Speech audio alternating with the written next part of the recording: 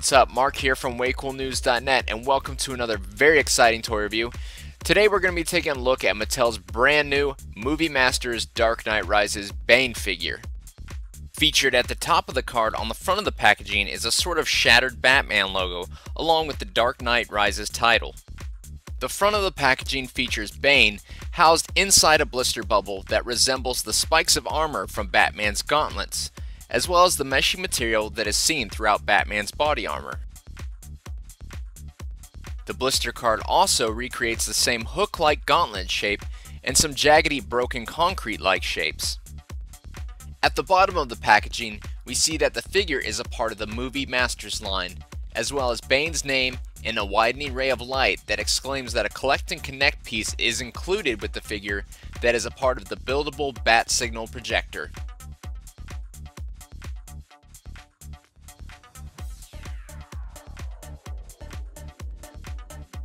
On the back of the packaging comes a guide/checklist that highlights each collect and connect piece, showcasing the overall bat signal construct.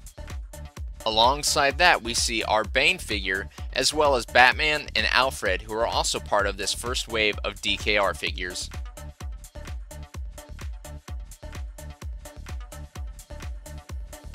The first movie figure of Batman's latest foe, Bane, sports a mask that wraps around the sides, with the strap coming down the middle, attaching to the front of the mask. The paint detail on the mask is quite impressive.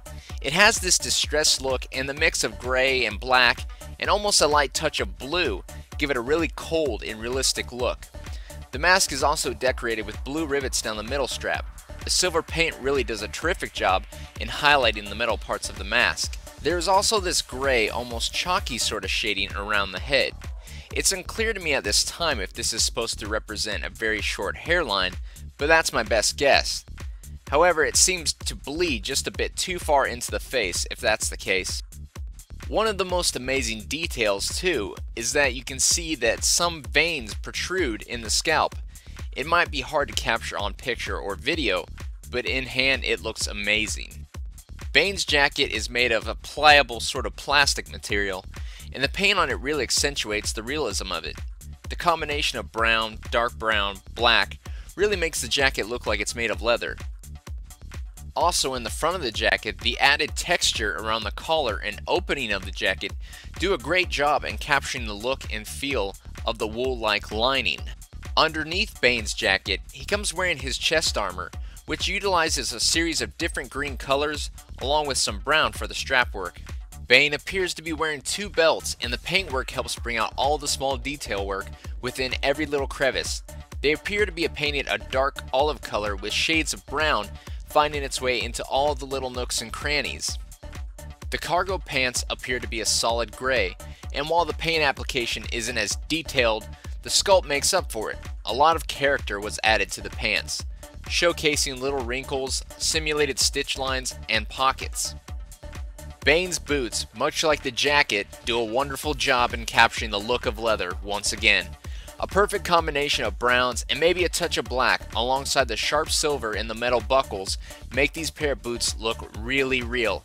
I even love the distressed look that is right behind the toe of both boots.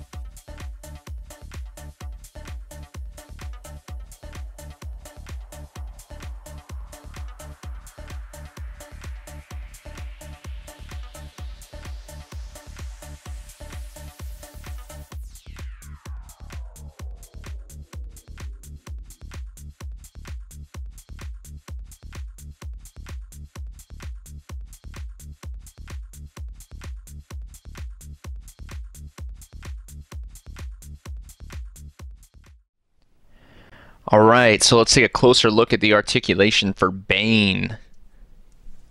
Now starting with the head, what I've seen here is that we get this full rotation. It can go all the way around. Obviously you're going to be skimming the top of your coat here, but it can do that. As far as going upwards and downwards, there's nothing. I mean, you can wiggle it, but that's about it.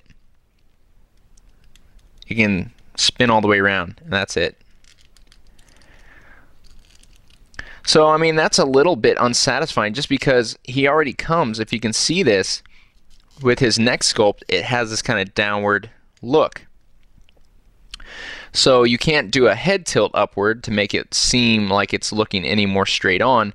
If anything, you would have to take from the torso here or the legs and try to make him lean back to make he's looking straight on. But then look at that. Looks like he's doing the limbo. So moving on into the shoulders, he can do a little bit of an outward motion. He gets about to parallel with the floor, which is better than the Batman figure. With the shoulder armor on the Batman only allowed it to go about yay high. You can get a full rotation. You can get a bend at the elbow. A little stiff. You can use these fists here and get a full swivel. Same on this arm as well. You have this torso, this little ab crunch right here. Can do a little range of motion, but the jacket definitely hinders it as far as what you can do with it. I mean, you gotta first get the jacket out of the way, and then so unless you're actually playing with the figure and using it with the ab crunch, I mean, unless you want to make him look like he's looking down at Batman on the ground or something, there's not a whole lot you can do with it. Now at the top of the waist, he can do a full swivel. He can do back and forth. Now he's got the range of motion to do it with the figure, I mean the sculpt itself.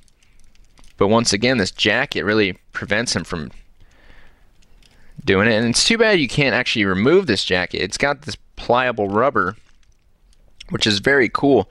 I like these sort of materials used instead of fabric. In lieu of fabric, I prefer this. But the only thing is that if you can't remove this, obviously, because, I mean, you can, but once you do, you have the sleeves that are part of the sculpt still on the body, which would look really weird that he has this vested piece, this armor piece, and then these weird sleeves. So you can do this outward motion as well. But I mean, it looks a little weird. It looks like he's kicking his jacket out of his way. Maybe he is. I don't know. Maybe he's annoyed by it. He gets tired of looking left or right, and he's like, oh, I can't see. Alright, so at the knee here, he gets a single joint, or single joint knee bend here, not double jointed. He also gets a swivel right above the knee. You can do it all the way around, and a bend at the ankle.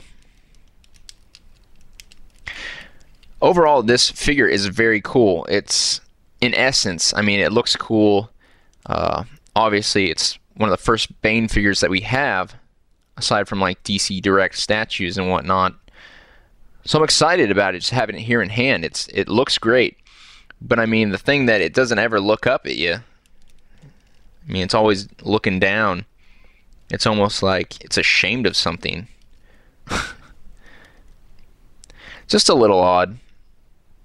It's a really cool figure, and if you have a place on your shelf for him, that's great.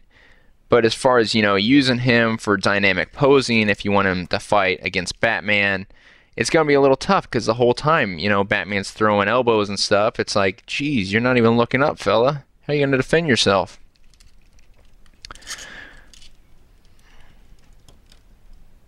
But overall, it's a very cool figure.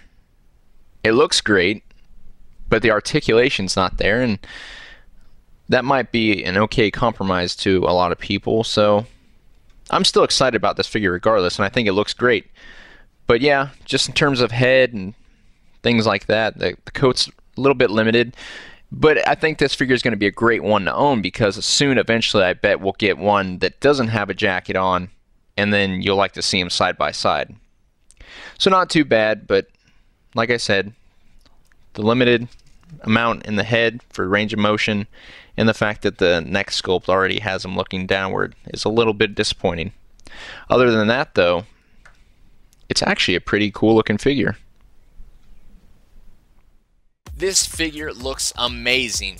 There's so much detail seen in things like the jacket, boots, and head sculpt that I'm willing to forgive all the very minor annoyances in terms of articulation.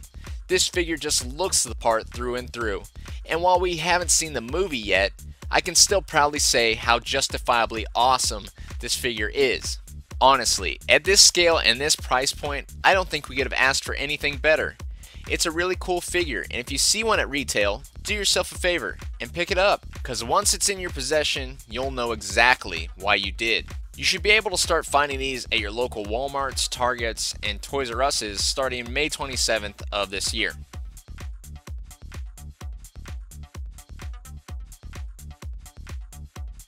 For more great toy reviews, subscribe to us here on YouTube, and be sure to check out our other Dark Knight Rises figure reviews. For WayCoolNews.net, I'm Mark, and this has been another WayCool review.